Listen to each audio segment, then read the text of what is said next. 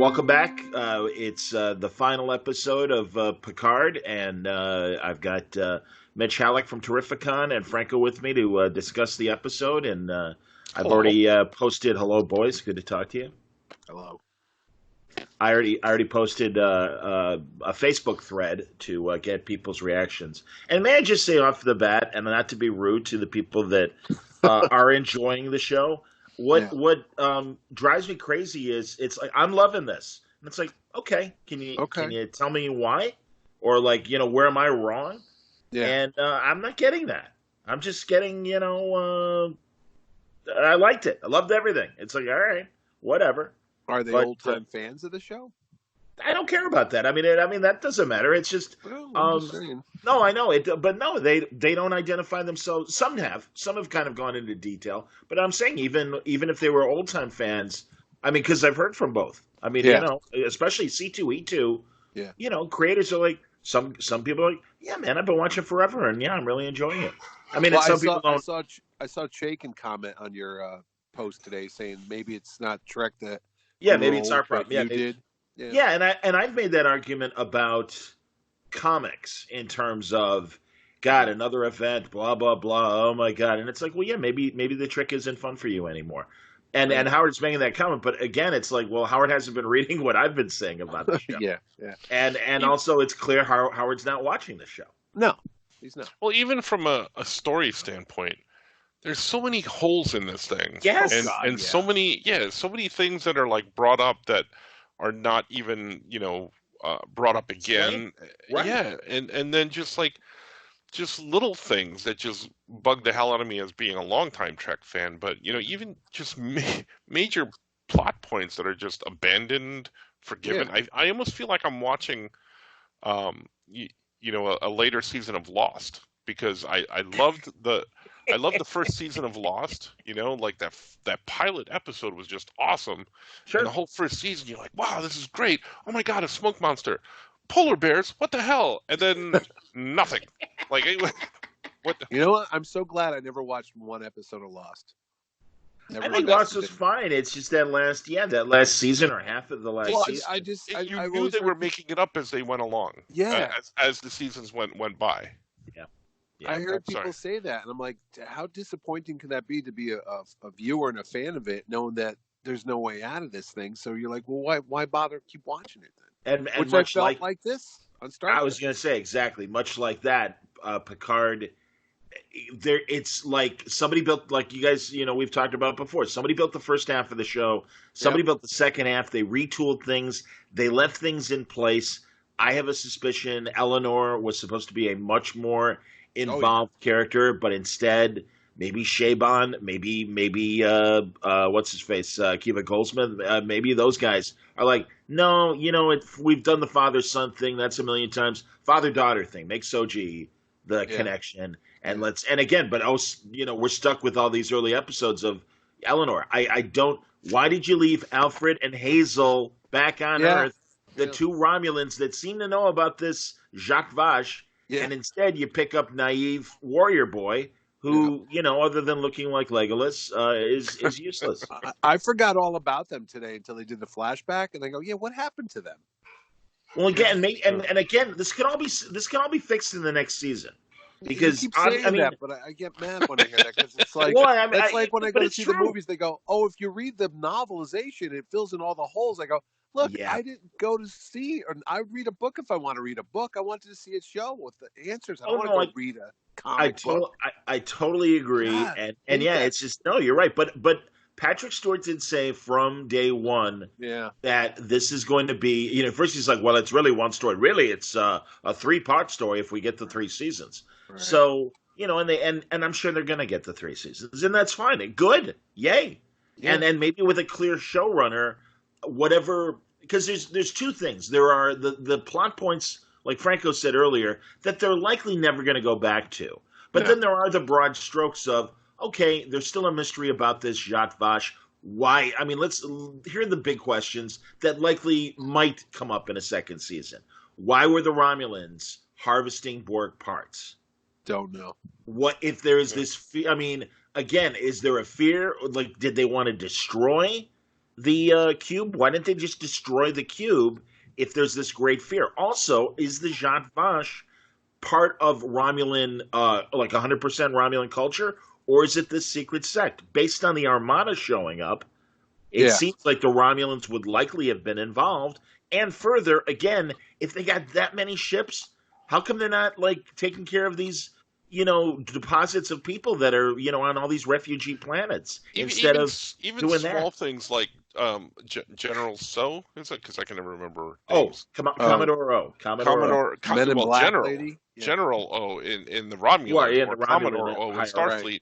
Right. We're just going to accept that she's a General Romulan. Where's she been? She's been deep undercover for how many years? And now all of a sudden, she's in charge of... Yes. Riker sees her today, and I said that to John earlier today. Like, did he not know her, or did and I say, hey, what are you doing on that side? Well, clearly, no one reacted to that. He said, because again, I wanted to watch it twice just to make sure. He's like, Commodore O or General O or whatever you're calling yourself, exactly. Yeah, surrender. I think Riker was just happy to be in a slimmer outfit.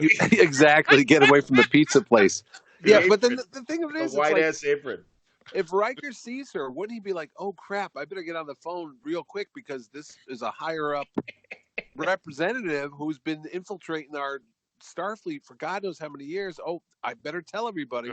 Right, you're under arrest. Oh, and hey, Picard, we'll be here to take care of all this, and we'll take all the ships because I said that you could have waited 5 minutes to see. Hey, that ship was banged up. Yeah. You want us to fix it for you? No, we're out of here. Bye.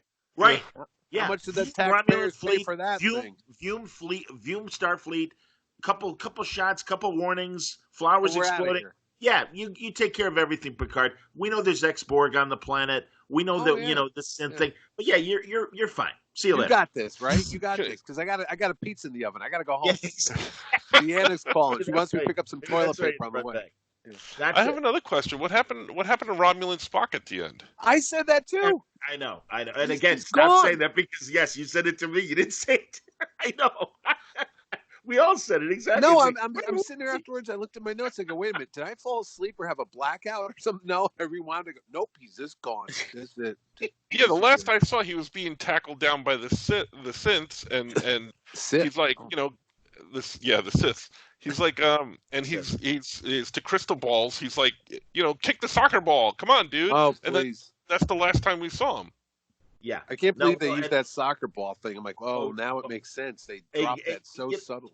Again, bad writing. Like how we get past the guards. Okay, well, yeah, let's hide the bomb in the soccer ball. Oh, at least they did. And then also, I love that the sense of like, I guess soccer is literally universal. I was going to say, he knew what a soccer ball was. Never left his planet. Alien race. Hey, is that a soccer ball? Yeah. Are we going to see you in the Universal Cup later this year? Exactly. No, I'm playing for Brazil only. I'm sorry, I gotta go. God, crystal balls. I'm playing for the dead captain squad. Yes. How heavy-handed was that? Now looking back, how heavy-handed was what? Soccer ball. Like when you're watching a movie and they'll say like, "Oh, by the way, don't use that cup." Why are they talking about that cup? And at the end of the movie, that's the special cup. It's like, oh my God, it hit me over the head with bad writing. Good thing he has those soccer balls. Wink, wink. We're going to use that. Absolutely. Can I ask you another question? Sure. So, did anybody else notice that when Commander General So is on the deck of her ship and she yells out, "Planet sterilization order number 5"? Yeah, I was thinking that too. What are the other 4? Yeah. And when did she plan planning this her entire life in Starfleet? Okay, so if I get to a planet, I'm going to sterilize it this way. Yeah, we're going to do number... It's like the Bowery... Commander, we were all set for number 3. What are you doing No. I think everybody moved to the left. Remember the Bowery Boys was like an old show with the Dead End kids? And they would have these elaborate fight routines. They'd go, Satch, routine number 32. And these homeless men would suddenly break into a choreography like you'd never believe. And I'm like, how do they know the difference? Like, oh, wait, is it like a quarterback calling out a call? Like, wait, we're going to just... Sterilization number 2, right? I thought we were doing 2 today. They didn't tell me we were going to. I didn't bring the right stuff. Hey, Sydney, we said 5, not 2. Oh, sorry. Hold on, give me a second. I got to reset all the coordinates. I got to reset all these buttons. Did you like how they got the cursing out of the way in the first 30 seconds of the episode? I'm like, wow, yeah. She just said that? Absolutely. There were a couple of bumps. Yes. No, Vulcan Spock. We know at the beginning. Yeah, the sister's like, did you fuck any of them? And he's like, not yet. yet. I was like, not really? yet. And then she gives him a kiss on the mouth. I said, it's like No, Luke she and did. Leia. No, I'm sorry, sir. I checked that to confirm. You did say I thought so too. I watched it again. They did not kiss. They hugged. They did not I thought they went right in for the kiss. I was like, they wait, did what's not going kiss. on? Yeah, Oh, No, stop making up even more bad stuff. There's enough. There's plenty of real stuff. Exactly. It was 7 in the morning. It's the first thing I do when I wake up on Thursdays. Dude, I'm waking up at 4 or 5 in the morning, watching it and going back to sleep, and then I'm like, I know. I see your posts. I'm yet. like, oh my god, John, it's 6 in the morning. You're like, did you watch it yet? I'm like, it's only go to bed. No, again, I said I watched it. I didn't say did you watch it yet. No, but when I see the phone light making up things, Mitch. He's already watched it. He's already seen it. The magic tool, and again, I didn't remember it from part 1, but I rewatched part 1 before part 2, and Golden Soji gives it or Hottie Synth that gets the pin in the eye. Again, because I don't remember names because there's too many damn names. So Golden Soji begins with an M, I think. I think it's like Mona or some weird name. Something. Maybe that's Mona. We need to. Wait a minute. I think I was watching Who's the Boss before. Yeah, Tony Danza's on the bridge of that Riker ship. Hey, Crystal Balls, get out of the way. So yeah, they one of them hands Rafi the magic tool. How do I use it? Yes. Well, just use your imagination. I'm like, use the Force. That was the thing that annoyed the hell out of me the most. Like here's a magic catch-all that will solve all of your problems. We call it a deus machina. I don't know if you've ever heard that phrase before. It's some ancient term. It's like it's like give me a break. This is the hackiest of hacky writing. Do not have a god screwdriver. We're even worse than this guy, but you're right. It is a sonic screwdriver. When Agnes used it, and there were like 50 of her faces, I went, ah! All those eyes, all those wandering eyes. What the hell's going on? I don't know. And then, and you're right, Mitch, because you're like, she did this, like, wow, you should do something. Maybe they'll name it after you. Wait a minute. They did it. Yeah. Hey, it's called the Bill of Rights. The Picard maneuver. And how would she know about that? Well, that's the thing, too. I was like, wait a minute. Should he know? It's named after him. Maybe it's like chopping down the cherry tree that all kids grew up learning about. And children, let me tell you about the Picard maneuver. And I told you, what was it? Within the first 10 minutes, they already did 3 ads for Discovery Season 3. So I'm like, okay, don't cancel your subscription yet because we got more coming your way. Yeah, of course. Mitch, I got to be honest. Like, of course they're trying to promote this thing when they want people to stay. Why wouldn't they?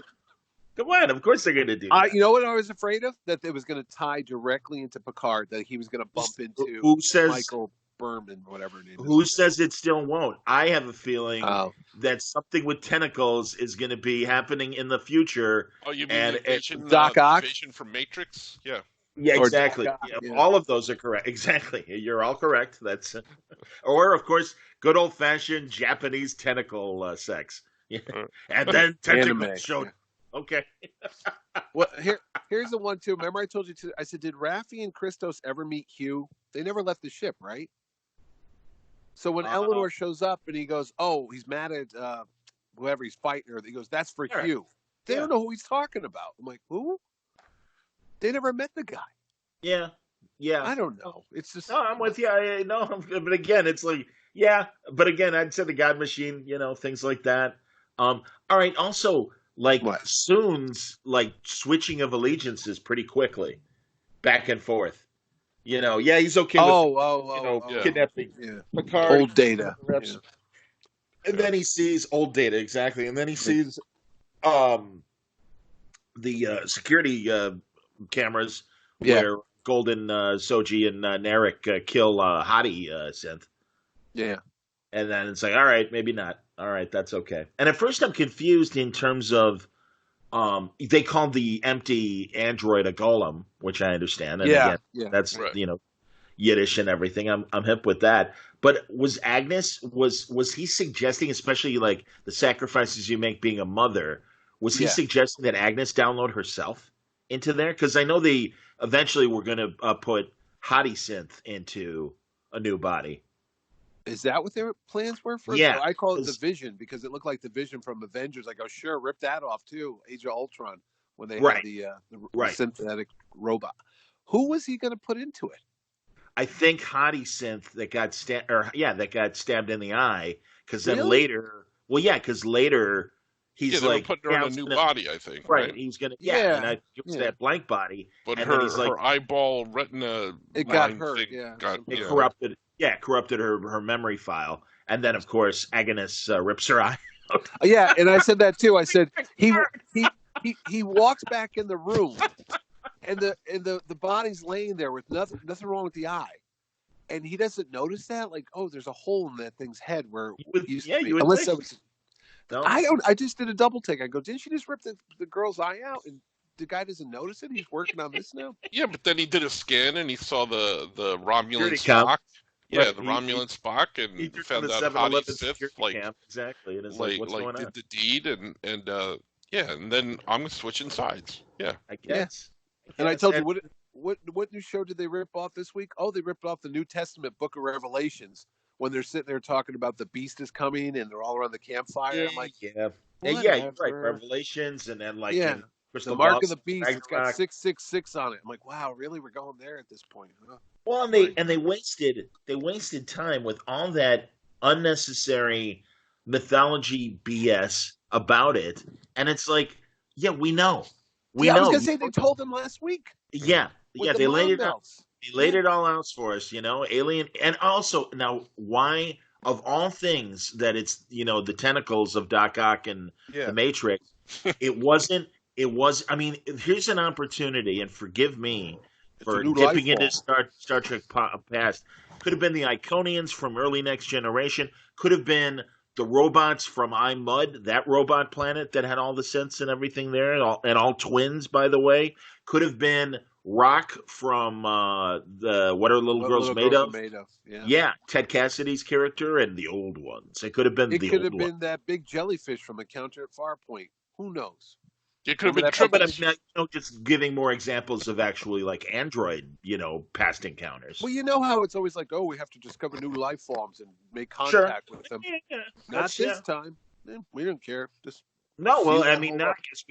guess we did. We don't know what was behind those tentacles. We don't know if they are the actual beings themselves or if they're part of an apparatus of a machine that they use. And again, very possibly could have been coming from Discovery's future. And that's a way that they, again, that they could have linked that way. And maybe something also happened on their side of the wormhole to stop them, to prevent them, as much as Soji deciding at the end not to go with the array. Because, after all, we're here to help each other. That's why he did his little speech. Like, I believe in you. We trust that you'd make the right decision. I believe in you. We're here to save each other.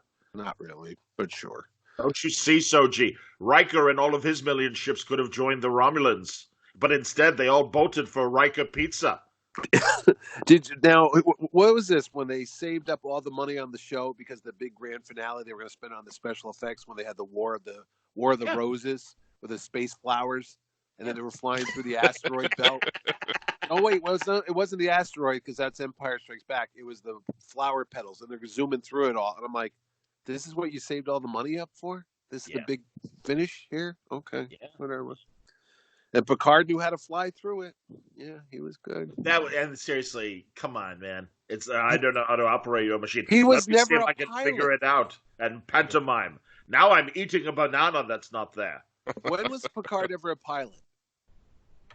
No, I'm okay with that. He's flown it up himself. He's an admiral. He could fly anything. Yeah, I believe that admirals are. It's like Ted Williams getting back in the cockpit during the Korean War. Right. Unbelievable. But also there were just like little stupid things, like when he opened up the soccer ball and he came out with that thing, he threw it right to Soji. I thought he was going to throw it to. Did she catch it and intercept it?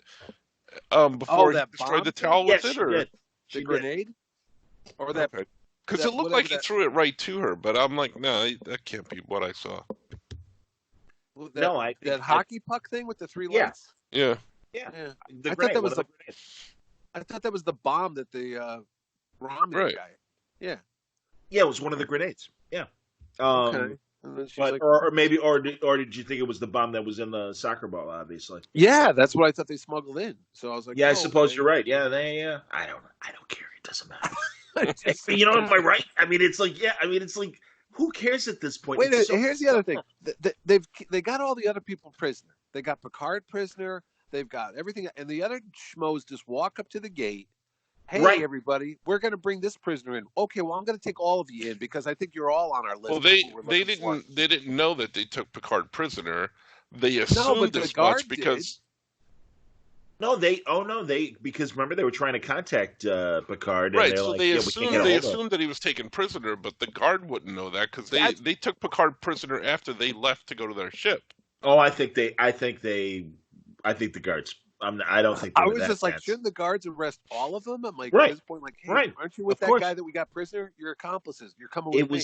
It was like watching the Three Stooges. Try to get by people in a short where like, hey, let's walk backwards so they think we're leaving instead of coming in. Oh, that! It was. I would have watched that. It was just. At least they weren't wearing stormtrooper uniforms. Hey, shut up, you idiot! Carry the soccer ball. Come on, numbskulls. We got to go blow up the array. By the way, that array being put together like that, I was like, okay, I guess that's a good effect. Really? It didn't look that hot. I don't know. Yeah, whatever. Yeah, man. No, I'm not with you. I mean, I'm getting nitpicky because I'm like, Planet what I call it, Planet Malibu. Malibu. I know, absolutely. Good Lord. I love the sunsets here. I'm like, yeah, of course you do. Don't you have a house up in the hills in California? Oh wait, I think he filmed it in his backyard, dude. I think you're right, man. I think it was at Tony Stark's. Patrick Stewart's like, I'm not traveling. Oh, we'll just film it in my backyard. Okay, whatever. Well, and I had I was watching a couple other shows talking about Picard on YouTube, and they got like a $20 million credit from the state of California to shoot. See, there, and they have one for next season whenever it goes into production. But yeah, oh no, absolutely. I miss the orange skies from the old sets from the '60s. Remember, they would be on the same planet every week. Of course, dude, this is a set. But okay, I want a purple sky this week. Yeah, we'll just light it differently. Don't worry. Yeah, put a different gel in the Klieg lights. Absolutely, man. Were you surprised at all, by the way, when Riker shows up? You were just waiting for him, like, okay, he's going to come any minute now. Yeah, but again, how does Riker go? It's like if you'd taken a general that's an expert on CNN now, and like, oh hey, some fighting's going on. All right, listen, I'm gonna lead that platoon over there. Yeah, sure, Riker, no problem. Yeah, all good. Yeah, no problem. Yeah. We know you were cooking pizzas on Pathine or whatever the hell it's called. What does Starfleet know? They had a Vulcan spy as a Commodore. Yeah. Yes. Well, again, they don't know what the hell they're doing. The level of incompetence on Starfleet, just like Discovery, I'm like, I'm sorry, I'm not buying it. I am not buying it. Starfleet and Star Trek are now for dummies. They should make the black and gold book and just be done with it. Was that a callback to something, John? Was that significant? Huh? What do you mean? When Riker goes, this is Admiral Riker of the USS, and he gave a certain name. Like, okay, was that supposed to mean something to us? Is that like a famous ship or whatever? No, I think it's a new design, and I'm sure Eagle Moss already has the model for it. Yeah, it was cool. The fastest, most powerful ship that you want pizza delivered anywhere in the galaxy? This is the ship to bring it to you. Yeah, this is Captain Will Riker of the USS Domino's. The new Buick Cadillac has, OnStar, and it also has an AM/FM radio. I mean, yeah, he is kind of giving the details. Oh, that looks kind of nice. I think the Romulans might want that in their fleet. Come to use shuttlecraft Harry's on Rigel 7. He'll set you up with the starship. Going back to the missing storyline on this thing, what was the Romulan? Okay, they were going to show up because I always get confused. I don't want to speak up because maybe I'm just really stupid or everybody else sees this. So the plan was to come there, the Romulan fleet. What was it going to vaporize it? Number 5, whatever they were going to do, whatever setting. You're at the barber shop. What shears do you want? They were going to wipe out the. They were going to wipe. Yes. Yeah, they were going to wipe it out. Now she's working for the secret cult, what apparently the whole Romulan Empire knows about. And we don't know. What was going to happen? Right? Wouldn't that cause? I don't know. That's what I'm asking. What was the significance? I would certainly hope that season 2 opens up. God, here you go. But let me finish this. That's the Federation and Romulans are up in arms with the Romulans' attack on this, innocent synth planet. Just like at the beginning of Star Trek V, when the Klingon. Was it 5? Or no, Star Trek 4. That. No, the beginning of 4, where the Klingon, ambassador is like, hey, they blew up a Klingon ship. They did all this damage. We expect retribution. And so you would think there's going to be, again, I think that was a big mistake to leave Federation Romulan politics out of this first story to say, because again, you can't help but ask, what are the Klingons think of this whole thing? Of the Romulans having a Borg cube in the first place. So that should be an interstellar incident. Did we find out who was behind the Synth rebellion on Mars? Was it the Romulans all along? Yes. Yeah, okay, it was all of that. Okay, so they were going to do that, even though they hate robots or synths. They were still behind it all. They were coming to wipe out these new synths because the Destroyer was there, who was going to eradicate all organic life. So that was their mission. That sounds like a cool thing to do. So that's good. I got that. But why wouldn't everybody else join up with it? Because Picard gave that little speech, we can all be friends, and that's what saved everybody? And they put the tentacle thing back in the black hole, so we're all good now? Whatever. I guess 10 hours of my life wasted on this thing. I mean, but that was it at the end of the day. But you're right, man. It's the... What was the urgency? That was that the big doomsday thing, and it seemed like, okay, we're done. Bye. See ya. No. Again, I think that the Borg are still out there. Granted, this cube was disconnected from the collective. I don't know. The fact that Seven was able to, restart the cube, did that send a signal back to the collective? I assume it did. And again, I'm not saying it definitely, but again, if you want to expand the story and continue in some of the directions that they've established in this season, sure, you would think that the Borg are going to suddenly do that. You would think that the Federation is going to say, what's going on, Romulans? What is this Zhat Vash? Does this represent your entire government? Were you guys in on this all along? Again, these are. It would have been nice to get a couple answers, at least for the viewer. Saying, when the Borg attacked in the old show, it was like a galaxy-wide threat. And everybody was like, "Oh my God!" There was such all hands imperative. Oh, we have to stop this. This is the end of the world. This is going to stop us all. This did not have that same impact. Like it wasn't that big a deal. You would think it would have been. Well, but the problem was the only people that knew that it was interstellar wide would have been Picard's ship, because as he discovered the plot, it's like, not only did the Romulans want to kill the synths, but the synths want to wipe out all organic life. And when he told Admiral FU, she's like, "Okay, I'll send you the fleet." So she kind of got it. Right, but I don't think at that point Picard's like, we got to save the synths. You got to call the cavalry. It wasn't, you got to save the synths or else the synths are going to turn on us, because it hadn't happened yet. Yeah, it hadn't happened yet. Yeah. So I can understand Admiral FU not understanding the full picture beyond. So Admiral FU is going to send, God knows, a couple hundred Starfleet ships. Yeah. To save about 30 or 40 of the synth.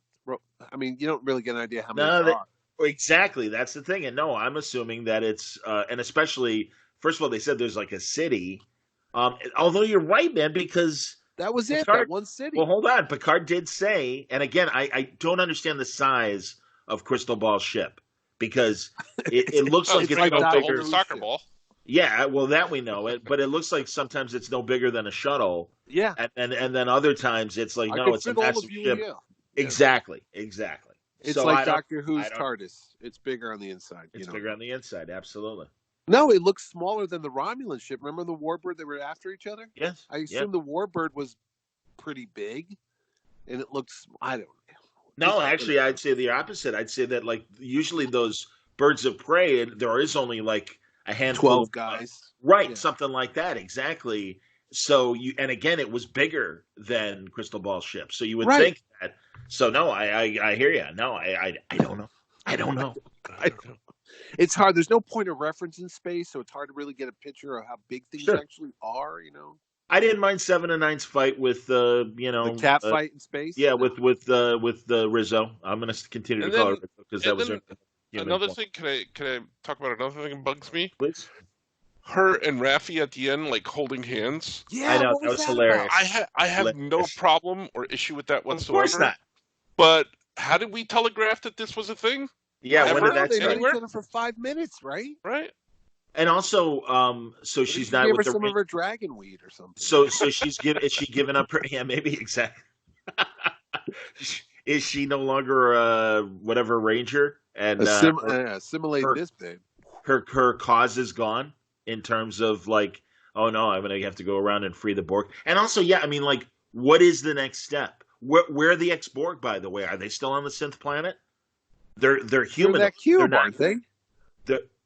Well, are they just crashed on the synth planet? Yeah, that's what I'm saying. I mean, they were in the cube, and a bunch of, because remember when Picard comes there, Locutus, right. You know. So they're there. They're on the synth planet. Again, Starfleet's already gone, and the Romulans are gone, so it's not like they can hitch a ride with those guys.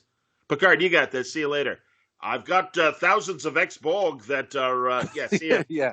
Yeah. Well, you good luck with that. We're out of here. You got your TARDIS crystal ball ship. You're fine. Don't worry about it. Again, what happened to those people? Like you. And by the way, again, where the fuck is Narek at the end? What's going on with him? Because maybe he was holding hands with somebody else off screen we didn't see either. I don't know. Maybe there's another Soji. He hooked up with. Can we hang out? Yeah, and Soji gets on the ship with them. I'm better off roaming, but thanks. We don't talk about. I want to go home. I want to go home. All right, now you're home. I want to go out. All right. That part I don't have a problem with. Like, yeah, I don't have a problem with. But like, there's no resolution with Romulan Spock. There's no. Right. Hello. What? Well, I got a feeling. You know what this was all about when Patrick Stewart said he read the script and he said, "I have to do this." They felt so bad about that Nemesis movie being a piece of crap that they were like, you know what, this is a nice send-off for Brent Spiner's character. We owe it to the fans to do this. That's what the whole show was about. I mean, but yeah, like, again, Data's second death, was it really that much more meaningful the way we saw him wrinkle up and then and fade away? And he fade away like Yoda. That's what I said. I'm like, oh, look, he's going to disappear like Yoda now. Oh. Did you say it this morning, Mitch, that he should have been holding Spot? He should have been holding Spot. Yeah. Yeah, that would have been sadder if he was sitting on a chair, just petting Spot, and then he just faded away. I would have cried on that part. Especially because, once again, we saw Spot 2. Yeah. So, and another thing, and Mitch and I talked about this morning. Anyway. Hold on, Mitch. I'm talking. Let me finish. Get me all fired up here, John. I know you are, buddy. God bless you. That happens on the IM podcast all the time. Why did we see this virtual machine that was holding Data's essence at the very last minute when they were disconnecting it? Why wasn't in part 1, hey, welcome to the planet? You know, a lot of the reason why we're able to do the work we're doing is because we've got Data's, we saved Data's brain. Dun, dun. And again, it's like, so wouldn't that have been like an emotional moment? That would have been an opportunity. If you wanted to save the virtual Data meeting for the end, which I can appreciate, but at least you see the machine, and at least Picard is like, oh, there it is, some sort of like moment with that, and I think that was a missed opportunity, because when they're unplugging the machine, I'm just like, oh, okay, I guess Data's been there all this time. You know what? Which begs the question, why didn't they make another body? Look, they made it. Yeah, why didn't they download Data into that new body? Oh, they gave it to Picard, but then why didn't they just combine the two so he could have been like Firestorm and have Data in his head and Picard in his head? Wait, Data's talking to me. Hold on, I'm getting a he could just from Data. Be off screen. You wouldn't have to have Spiner in the makeup. He would just, hello, Captain, and he would just hear it in his own head. Why not? Or again, Mitch, you made a good point earlier. Why didn't they just download Data into a younger body? Right? No, I said, why didn't they give Picard a younger body? He's like, are you kidding me? You couldn't have given me anything? I don't want to be 90 years old again. Yeah, good news. Good news, and you'll probably die just like you were going to in like 20 years. Well, I would have liked, another 10 years or 20 years. How about some hair? You couldn't have come up with some hair follicles, I'd like to be a little bit bigger down there, if you know what I'm saying. Exactly. I've been noticing that hottie over there. So. Hottie synth? I don't know. No, again, it's like, these are just... Wait a minute. Go back to that. Was that the only version of that life form ever in the whole galaxy that was being made, the Golem? Was that it? I think so. Because I think they kind of telegraphed that in the first. Okay, so you wasted on a 90-year-old dude. That's fine. Great. Yep. Sure. Yep. And again, why didn't we either get a 14-year-old Data? Why didn't we get? Or I was telling you, Frank, do you remember a show I was telling Mitch this morning? Now and Again. It was only on for like a season, and it was about John Goodman was in the pilot, and he dies. They save his brain. They download it into this genetically constructed body. It's kind of like this Altered Carbon show that's on Netflix right now. and it's like, and they turn him into a secret agent. But there are occasional flash or scenes where he's inside his head, and it's John Goodman again. There are scenes where it's John Goodman instead of this younger guy, and they could have done that with Stewart, and also let Stewart leave at a certain point and just let young Picard body continue or whatever. I don't know. They could have easily written him out of this. Sure. They could have said, "Oh, we got a younger actor to play." Picard needs a paycheck. Yeah. I will sacrifice my own paycheck for the betterment of the series. So now that you got all 10 hours over, and you're 10 hours closer to death, that for a 2-hour story, basically, was this just one long pilot? Was this just to get them all at that shot at the end when they're on the bridge? It could have been a 2-hour. I would say it could have been a 2-hour episode in another life. Yeah. No, but this all just set up? This whole bad story? No, I think we got it. No, I think we got a beginning, middle, and end. Not well executed, but I think we got a story. No, I do. I think not well executed at all. Yeah. No, but again, Do you really want to watch the further adventures of? The characters that are left on that ship? Yes, I do. You want to see Raffi, Crystal Balls, Picard? No, I want to see Patrick Stewart, and if those are the schmucks that they put in, you want to see Gilligan on another schmucks. Island with different castaways. With any new show, you have the growing pains of the characters, but Picard is there, and that's who you want to see. Right. Yeah. These other ones, I have full faith that if they bring someone in who is there for the duration of the season, at least, showrunner. Yes. Yeah, and is there for the duration of the season, we'll get something not bad, where people will go back and look at it and go, wow, that first season, yeesh, but the second season wasn't bad, type thing. Well, and I would say that all these characters have potential, but that potential for the only one that I think realized their potential was Crystal Balls Rios. Really? How so? Well, I'm just saying, in terms of establishing who his character is, I think, is competent in what he does. Raffi's got all this like soap opera nonsense. Agnes has her, eyes that don't match. Yes, that are too close to her face and her nose. Agnes, when those things on your nose, stop looking at your nose. When those 50 faces popped up. Yeah. I know. What I call her today, weird Jennifer Jason Leigh. At one point, it was like, yeah, it's kind of like that girl that was in Fast Time. I can see it if you dyed Jennifer Jason Leigh's hair blonde. There's just something not right about that girl. Something about her. Half of her roles, I think she's fantastic.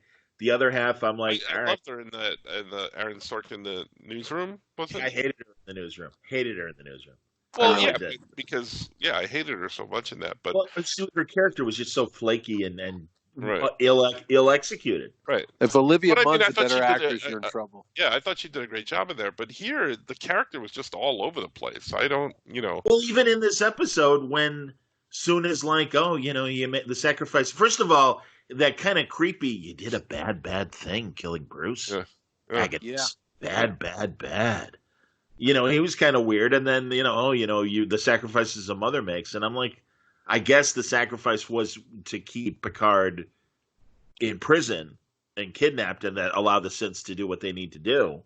And then she's got that weird moment where you think she's going to go postal again. I'm not their mother. And it's like, all right, I'm down. Yeah. Freako. You weirdo. Jesus. But what did I tell you? What did I tell you today? If it wasn't called Star Trek, would you have watched it for 10 episodes? Is it like Westworld? Was it that engaging where you just watched the Absolutely news story? Not. It's not like Westworld. I don't know, man, because I didn't see Valerian, the Luc Besson sci-fi movie that. Oh, I saw that. But I heard, was it good? Visuals were good. The actor I didn't really care for. He's that punk kid that played Harry Osborn. Right. He just annoys me when I see him. I'm like, you're such a smug little. Slap him. I enjoyed the movie. It was okay, but not the hype that it was. It was. It got a lot of hype. Well, that's the thing. Like I said, Altered Carbon. I'm hearing great things about the first season. This Netflix show. Kind of so things about the second season. But I finally watched the trailer. I'm like, I'm intrigued. I wouldn't have invested the time had it not been called Star Wars. No. Star Trek. To seeing it, Star Trek, to see it immediately, and it's kind of like the same thing with the Star Wars sequels. Yeah. And again, if Picard had truly died at the end of this season, and they wanted to continue without him in the cast, I'd kind of watch, but I'd also give myself the 10-minute rule of if I'm not believing this episode, I'm gone. And I mean, there were episodes of Discovery where I'm just like, all right, I'm bored out of my mind. I'm not watching the rest of it. Did you feel like there was no impact in his death? Because I thought about that after I'm walking the dog. Going, wait a minute. Oh, Captain Picard died. He's dead. Because that's really just a life model decoy now. Right. Yeah. Right. With his implants. The real Captain Picard's long dead now. It's like he died just as lame as Captain Kirk did, really. Because what happened? His disease in his head went off, and that's how he died. Yeah. Off camera, you didn't see it. It's just like, oh well, he's dead. Well, you saw. You kind of saw it, yeah. But I mean, he's grabbing at his head. He's having his stroke. Legolas cried his eyeballs out. Oh God, yeah. My wife walked in the room. She's like, "What are you watching? Why is that elf guy crying so badly?" I'm like, "Don't knock it, man. Stop it." But I told you.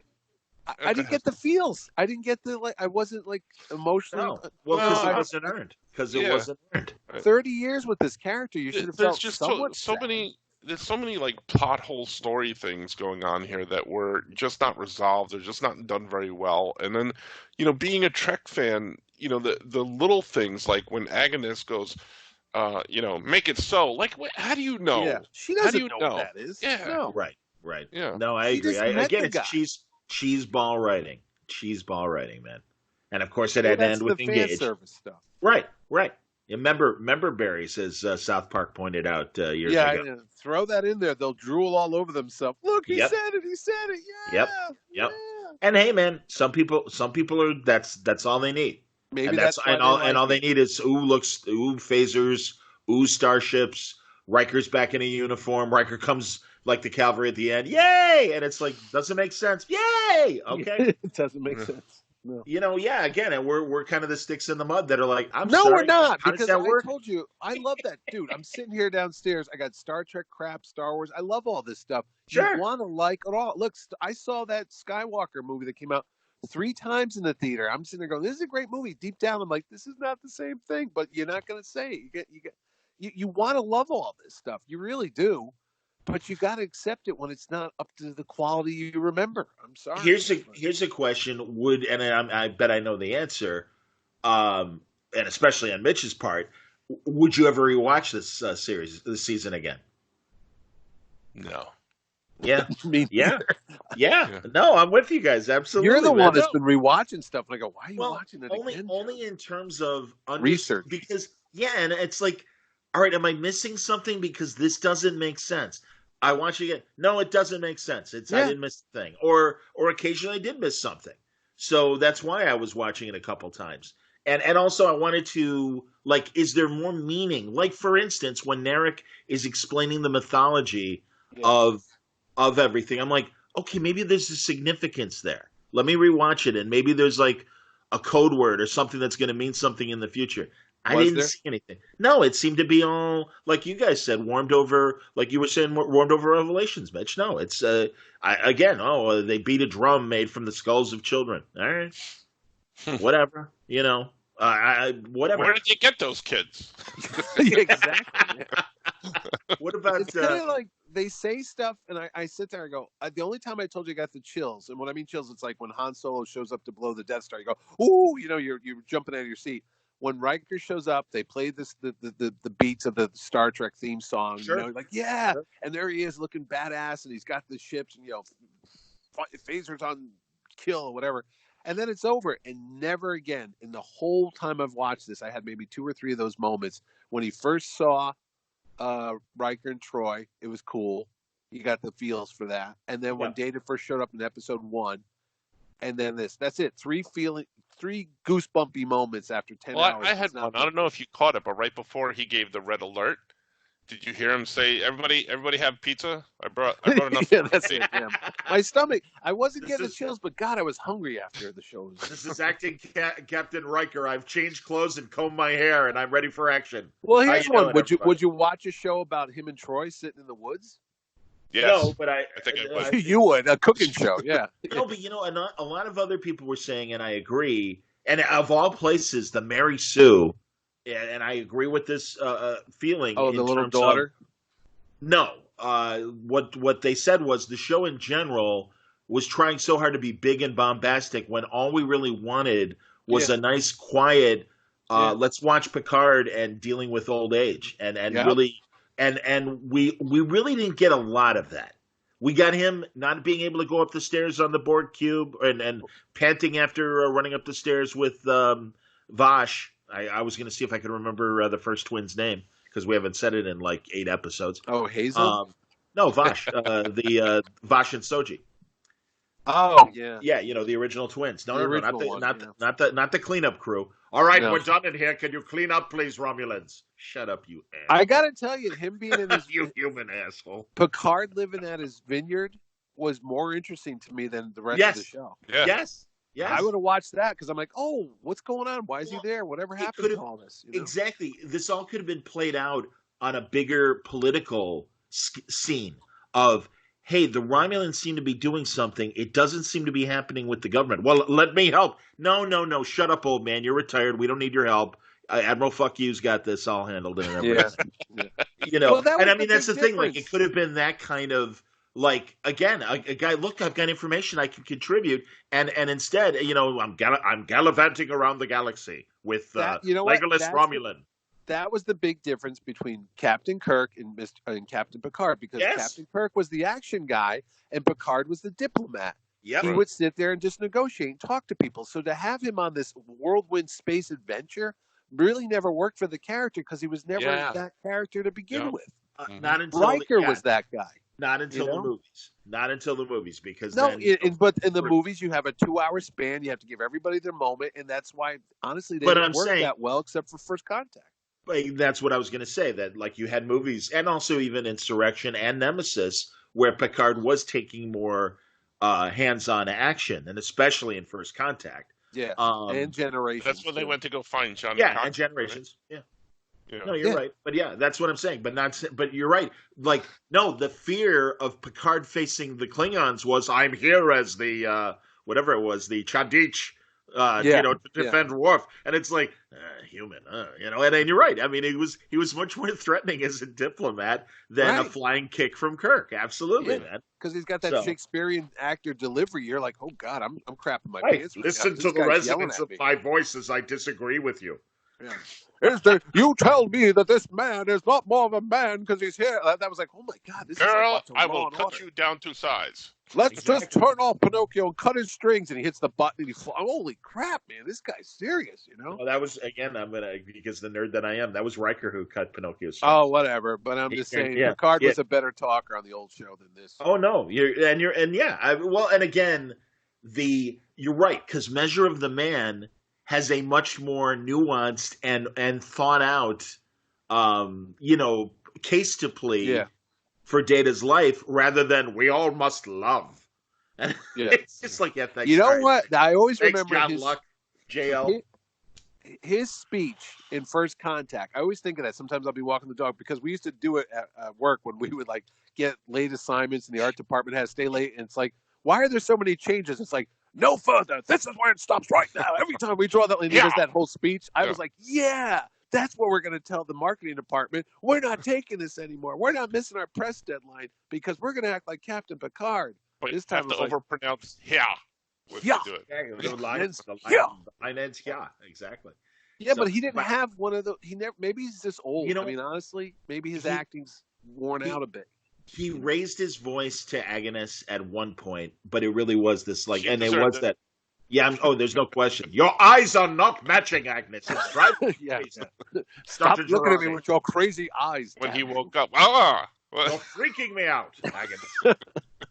But no, and also I loved that when he was dying, and he's like, Raffi, you're right about what, JL? Yeah. Oh no, we'll never know. Yes, we will. We'll just wait 5 minutes when we reboot him. I'm like, oh.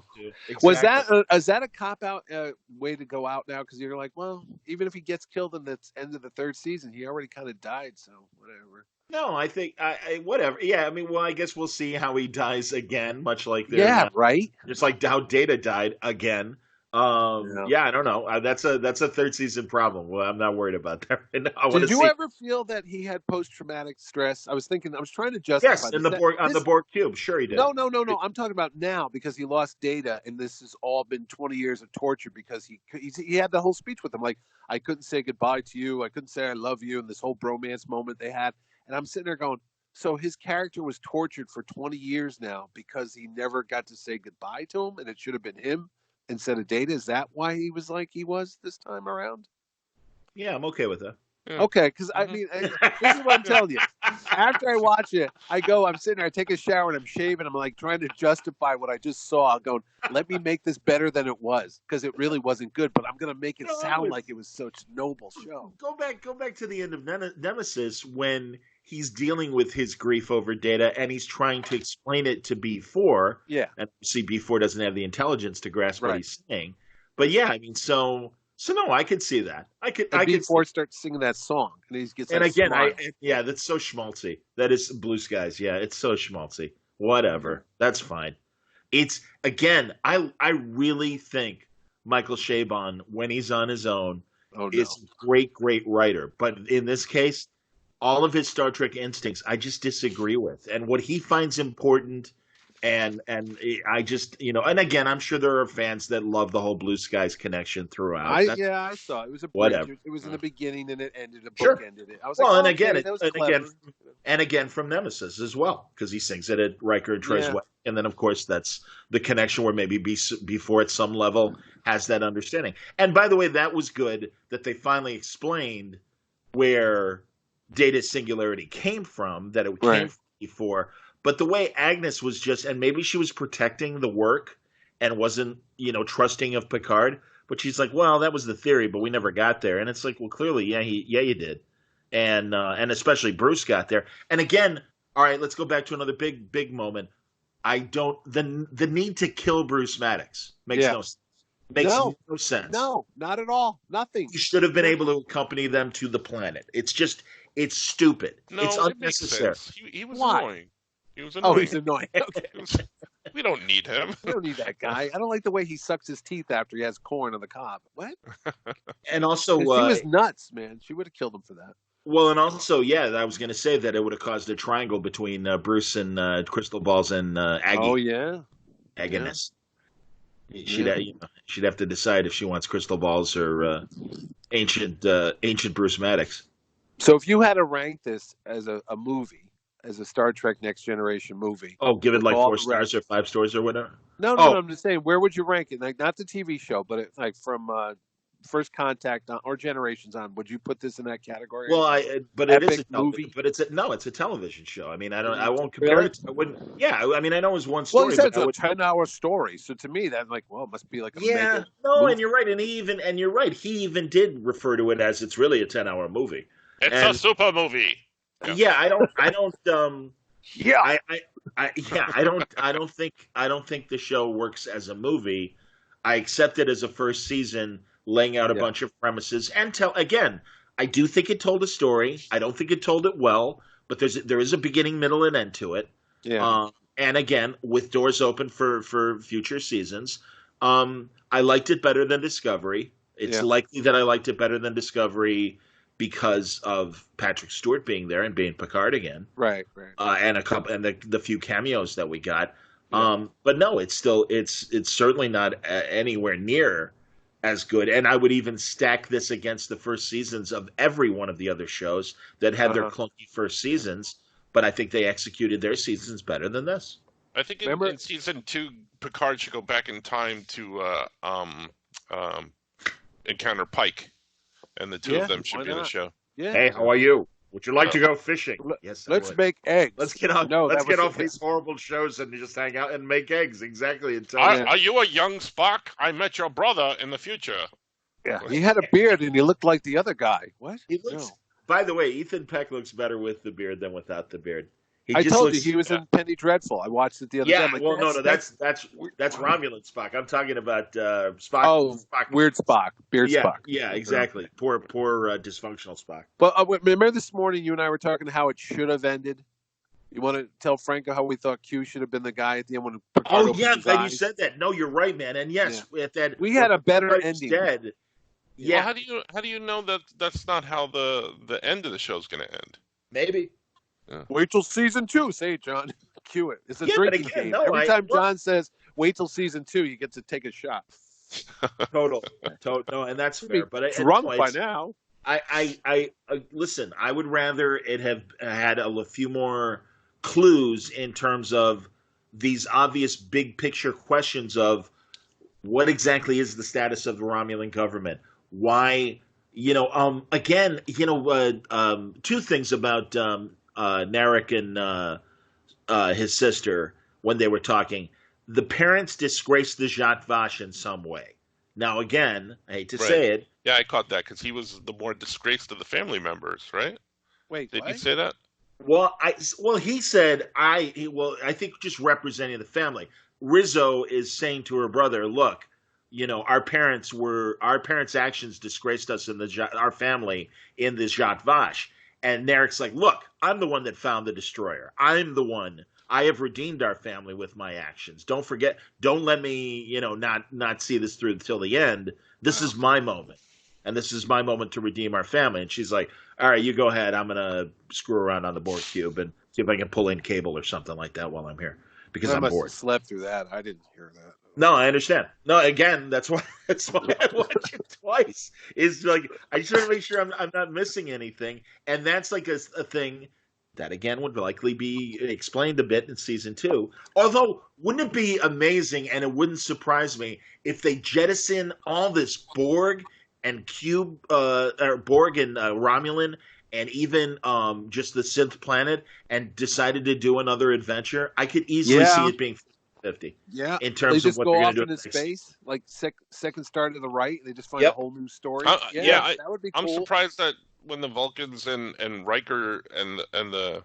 Starfleet ships weren't there, that the Borg bodies didn't start just hitting the ships and they had to use their windshield wipers. Like 40,000 light years away from where the Borg cube was. Red alert! Wipers on. Remember when they sent him off into space in First Contact when they were trying to do something with the deflector dish? The Borg, and they're spinning in space.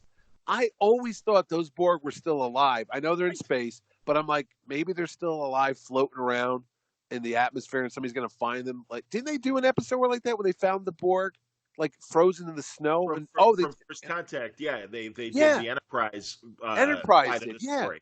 Right? where the sphere still embedded is embedded in the ice, and then the scientists revive it, and then we got the Borg in the 22nd century. Okay, so there's all those thousands of Borg just floating in space, like just.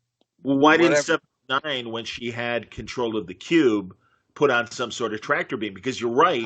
Again, depending on how much they are faithful to old continuity. With that deflector dish scene in First Contact, the Borg can survive in vacuumless space. Or in a space I'm a brand new queen, 7 of 9 here, trying to learn the cube. No. Cut me a little slack. It's my first day. No, you know what? You're right. You know how you know that they could survive in 0G? Because they attacked Worf and Picard. Assimilate this. I said that before. Yeah. They weren't. No, absolutely. The Borg weren't wearing any oxygen things. They're in space.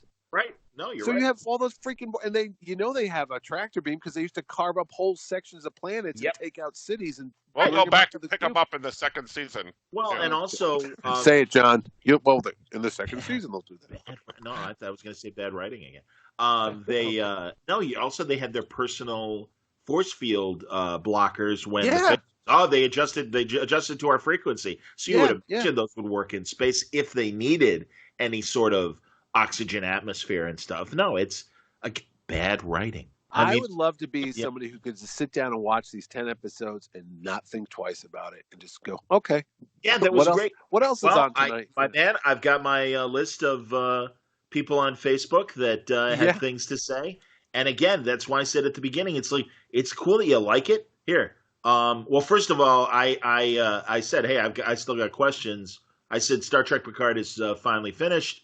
What a noisy mess with unanswered questions likely never referred to again. Your spoiler-free thoughts. And David Allen was like the second person to respond to me and goes, These questions will continue in season 2 as with all serialized television shows. I enjoyed it. And I replied, well, I didn't actually spell out my questions, and I think I have now on the show. And it's like, yeah, so, no, there's more than just a couple questions. Anthony Dugan Cabrera, one of my buddies, he asked the same question. Did the Romulan boy toy get killed? I'm confused. Yeah. And he's like, I'm serious. He seemed to vanish. Yes, deleted scenes. You have to buy the DVD. Sure. Yeah. Ken Worthing says didn't work for me at all. I love the people that also chimed in. It's like, I haven't watched it yet, and it's like, well, then why are you talking? It's free. You don't. They gave it away free. Anything. You have no excuse. Yeah. No. I'm like, I'm like, it's done. I didn't like it. What did you think? I didn't see it yet. Well, then shut up. Yeah, I've got my friend Steve. I talked to him today. He's a lifelong Trek guy. Loves all the old Trek. Hates the new J.J. Abrams. Says it doesn't exist. He's funny as hell. But I said, did you watch Picard? He goes, I tried to because I heard you on that podcast talking about it. When I saw 7 of 9 become the Borg Queen, I turned it off and said, no, I'm not doing this. I'm like, why? That was a good part. Interesting. He goes, nope. 7 of 9 did not live with those people for 5 years on the Voyager to be like a secret agent who instantly goes back to being a Borg Queen in a drop of a hat. I go, why? I was all right with that. He goes, nope, not doing it. No, and again, everyone has their own reaction to those kinds of scenes. I'm with you, Mitch. I thought it was one of the best parts. I thought it was one of the because I didn't see it coming. Because she lived with them for 5 years, but now there's been 30 or more years since. She lived with Voyager for 5 years. Yeah. He said no. She regained her humanity. She was no longer that character. So why should she just go in an instant? I'll defend it because she struggled with doing it. Right. They're killing her people though. Too. Well, and even and again, another good moment from the season in general. Her conversation with Picard. Did you feel like you regained your humanity? Yes. All of it? No. Yep. And it's like, I get it. And that's that was a good scene. If there was more of that, we wouldn't be screaming about this. But again, now David Gallagher, who I'm a big fan of and great comic book writer. Mm-hmm. I absolutely love nearly every single minute of the show, and it's reverence and nods. Approachable, brisk, thoughtful. The Riker Troy episode sticks in my mind as the best one so far. But by golly, I don't think I've seen a show I've loved like this in a long, long time. He did not write that. He didn't say by golly. I swear to God, all of that.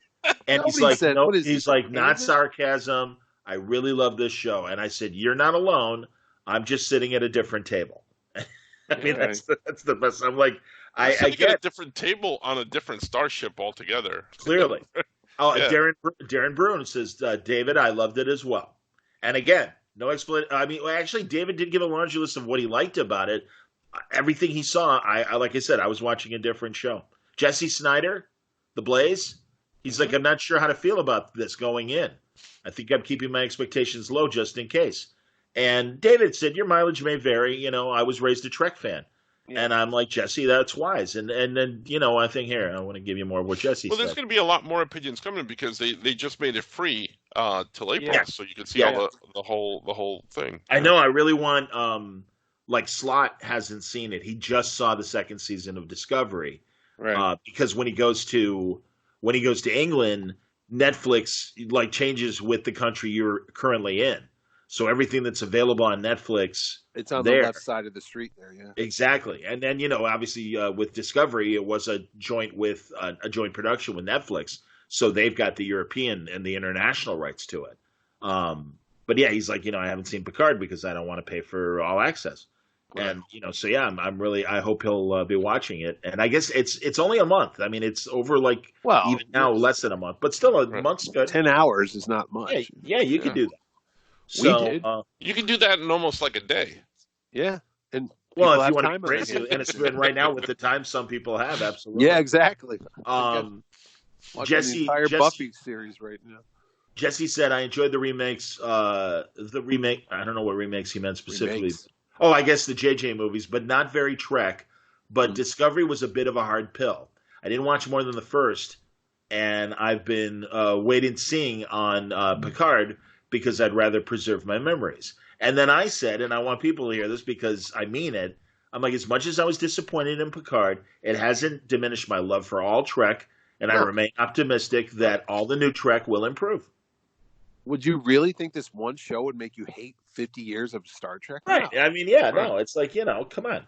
Or taint. Although, I mean, there are Doctor Who fans that certainly don't like the new continuity that is established with the wrap-up of this season, and they're like, you've just ruined the rest of Doctor Who. No, I don't that's feel an interesting thing. Do you have to accept everything? Because I always thought that too. Like, they made The Wizard of Oz, and then they made that freaky Return to Oz movie, and people that love the Judy Garland want to go, oh, I can't stand that. When I go, hey man, it's just a story. Either you accept it, or I don't like Jaws 4 and Jaws 3, but I like Jaws 1. Oh, there's something wrong with you. I did Jaws 4 because I owed my question is, do you have to like all of it? This is like the whole Star Wars thing. It's like, if you don't like all the prequels, you're not a true fan. I'm like, no, I'm a fan of something that's written well. I don't have to like everything. No, I agree with the people that say it's head continuity. You accept the stories that you like, and you dismiss the stories you don't like. Yeah. So yeah, I'm with you. Dave Cummings, I love the series, as did I love Discovery. Full disclosure, I never was into the original series. I love the movies. Well, I know. I love the movies with the original crew, but the series was well before my time. Every time I tried to watch it, I just never got into it. I never got into Trek. Yeah. Until when I watched the tail end of Next Generation when I was in high school. I loved DS9. That was probably my favorite series. I was only into Voyager whenever the Borg showed up, and the Year of Hell episode, which were great. That's a great episode. And Enterprise, I got into the last half of the last season, but I really dig these two new series. And then we got Mitch's comment, which was, "This is the last Jedi of Star Trek. All the things you knew and loved put in the hands of people who just don't get what made it great in the first place. 10 hours of patchwork storytelling from 4 to 5 other sci-fi franchises wrapped in with about 10 minutes of fan service. I'm glad it's over. Looking forward in anticipation. To be disappointed week after week was highly illogical." Yeah. We get up like dogs, like trying to get supper. Like, oh boy, they're going to feed me crappy food, but I want to have more. Okay. Richard Starkings, the great Elephant Men creator. Boring. Worst Star Trek ever. Hey, it's Tony Gallucci playing third base right now. I was underwhelmed. I, like the cast, enjoyed watching the season and liked the general ideas. I liked the cast, enjoyed watching the season and liked the general ideas presented, but there were clearly storytelling problems. I'm with you, Tony. Jim McClain, I would have enjoyed it more without the last 5 minutes of the last episode. It would have been a nice poetic ending where it's at. And then that's when Chaikin said, "Has it occurred to any one of you that perhaps it's not the material that's the issue, that perhaps rather you are no longer entertained by what enchanted you as children and expecting the same delight you had from this sort of thing when you were youthful, available is as much a fantasy as the material itself." And I'm like, yeah, I don't think so. No, I wasn't youthful when this was on. I was in my 20s when Next Generation came around. Yeah, me too. No, I agree. And then and Richard, of course, goes, "Don't be silly, Richard Starkings. How could that possibly be?" And I'm like, hey, man, it's just trite writing.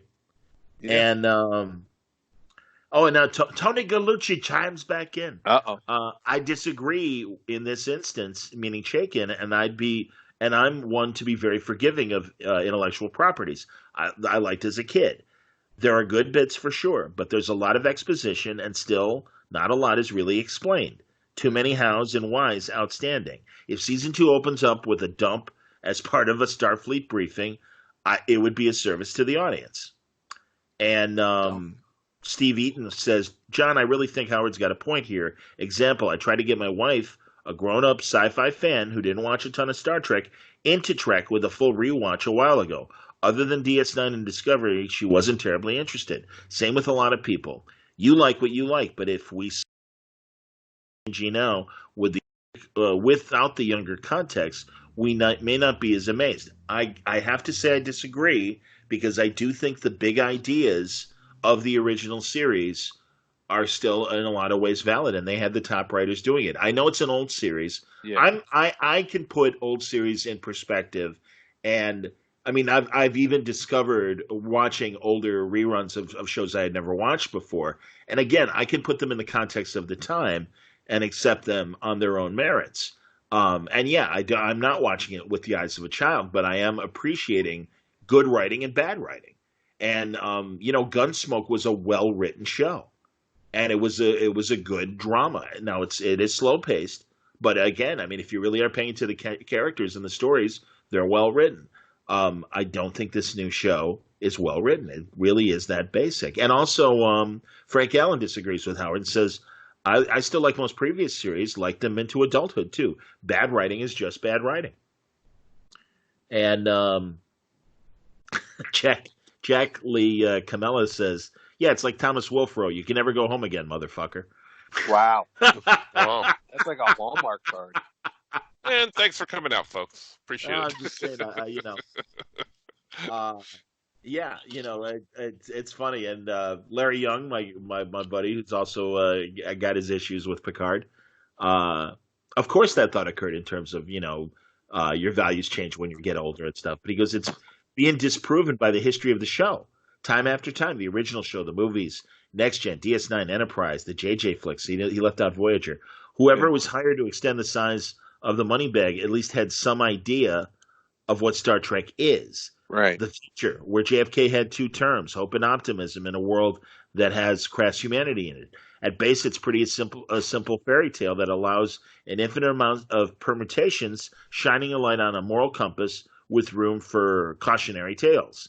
The issue now is the current stewards of the property do not understand what the audience, young and old, expects from the Star Trek fable, and are producing what they want instead of what the audience needs. Honestly, the Kurtzman reign would have made a pretty good Star Trek episode about Icarus, but those guys are so far up their own butts, they would never see it. The world needs fairy tales, especially now, and those bonasses want to turn optimism and human hope, I like bonass, into an endless stream of Dark Knight Returns. Frank Allen says, I tapped out after the first couple episodes. Couldn't deal with the exposition heavy light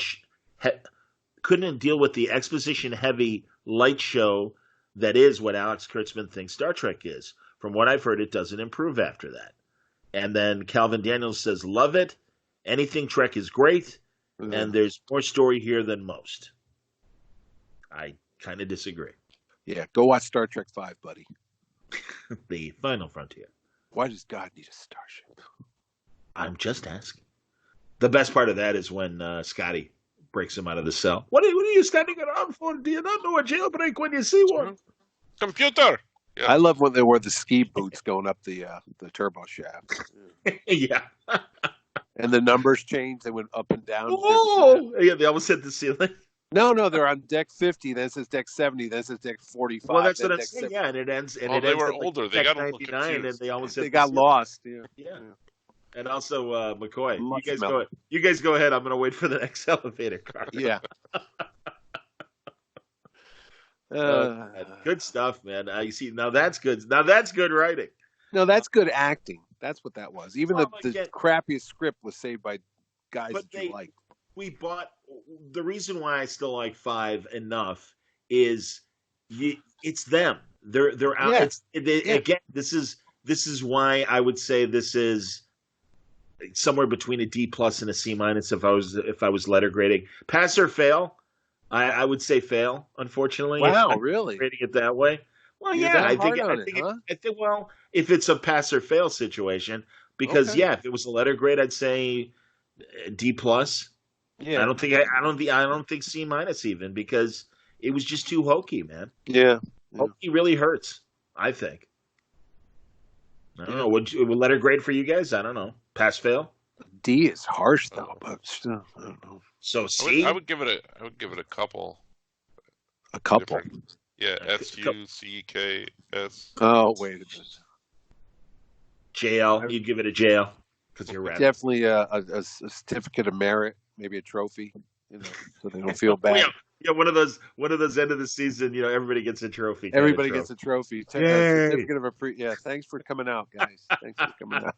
And we're eliminating dodgeball from gym. Yeah, exactly. Yeah, no more PE. Next, soccer. Crystal balls. You're exactly. Up. With bombs inside the soccer balls. I don't know. All that money. Too? What? I was doing the sense again. Oh, you play? No. Yes, of course I do.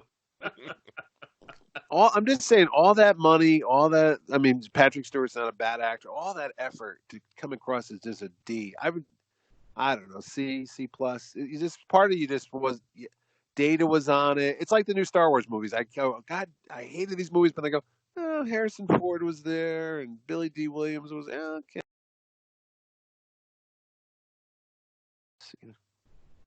Be that bad. It's just something about it. You feel bad. It's like saying like your kid draws a picture. You go, yeah, that really sucks. But no, you tried and you're related to me, so yeah, it's okay. Put it on the fridge. Yeah. Sorry. No, if I get more out of an 8-minute Jimmy Fallon or Jimmy Kimmel segment of LeVar Burton quizzing Patrick Stewart and Pete Buttigieg on Star Trek trivia than this hours of this, then this is a problem. No, for the reasons you just said, they spent money. They got original cast members back, and this is the best you could come up with? No, sorry. Yeah, you're my kid, but you messed up. I'm sorry. F you. Where's the Admiral? All right, shut the fuck up. You know. I would love to hear Patrick Stewart tell you exactly why, when he read this script, he wanted to come back. What were the parts that he just saw? Oh God, yes, I have to do that. I don't know. They told me to stay indoors, wash my hands. I was confused. You know what? I believe it was the zeros on my. I was just gonna say it was the zeros on the paper that I saw that had all those zeros was amazing, and I just couldn't stop. Yeah. Same thing with Harrison Ford. That's why every planet looked like a backyard in Pasadena. Absolutely. It's like, I'm not doing Star Wars again. How much? Okay, back the truck up to my house with the money in it. I'll be there tomorrow. Yeah. Oh, I see. Your argument is very convincing. Exactly. All right. Too funny. Do you think they're holding back on LeVar Burton and Gates McFadden for Say It, John? Season 2? Yeah, they are. No, well, they already are, of course. And they are? It's not. Well, I don't know if Gates McFadden. I know Whoopi Goldberg. Yeah. But no, I would imagine that a lot of them are going to be back in or there in season 2. Worf. I want to see Worf. Everybody wants to see Worf. But I was going to say regarding Crusher, either we're going to see her or we're going to get an explanation of why she's not around. Well, she married him in that alternate universe story. Remember? But that was an alternate universe. I mean, weren't you telling me all the Data at Cambridge stuff? Yeah. So what happened to Data and the Cambridge stuff? That's all been washed away. Well, because history changed, because Picard made changes to history. Yeah. I mean, that's the thing. So I'm okay that I like that ending better. Well, I agree, but I'm okay with the way things unfurled because the changes that happened in All Good Things, the last episode. Yeah. And I agree with you. Obviously, that's a great 2-parter. Right? Yeah, that's a great 2-hour finale. And Absolutely. They had a better threat because they were going to wipe out all of the existence if he didn't get it done right when the amino acids didn't combine to create life on Earth. I'm like, that's pretty heavy stakes, buddy. Not a bunch of tight ab aliens that I don't know. The girls in the push-up bras are going to destroy. I know, didn't it? It's distracting. I'm sorry, exactly. I wasn't paying attention. Can you repeat that? No, but I'm like, are they trying to be like the '60s where the women would show up with those weird, cutout outfits? No, they're perfect synths, so of course they have perfect bodies. They're not perfect because the bald guys are probably like, hey man, it would have been nice if I got some hair, but there was like 6 of those dudes. Like, not saying bald isn't beautiful, just saying if they're gonna make these godlike. Shouldn't they all look like Fabio?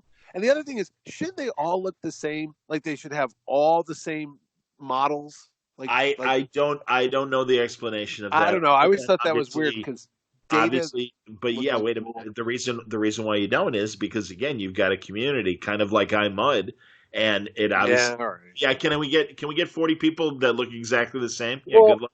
You know what I caught? Did you notice that the bald security guard or whatever you want to call him, soccer lover, was the same actor that played the synth that went rogue on Mars? Yeah, sure. Oh, you did catch that? Well, I didn't personally. I mean, I'd really have to look at both of their faces. But you watch them each time, like 5 episodes. The makeup was clearly the same. Was clearly the same. It might have been. It could very well have been the same actor. But at the very least, the makeup was clearly the same, and they were the same body type. And the contacts that Soji's sister really just bugged me. I know she had the yellow eyes like Data, but she had Data eyes. Dude. She's got Data eyes. Look at her. She's got Data's eyes. Betty Data's eyes. Yeah. Yes.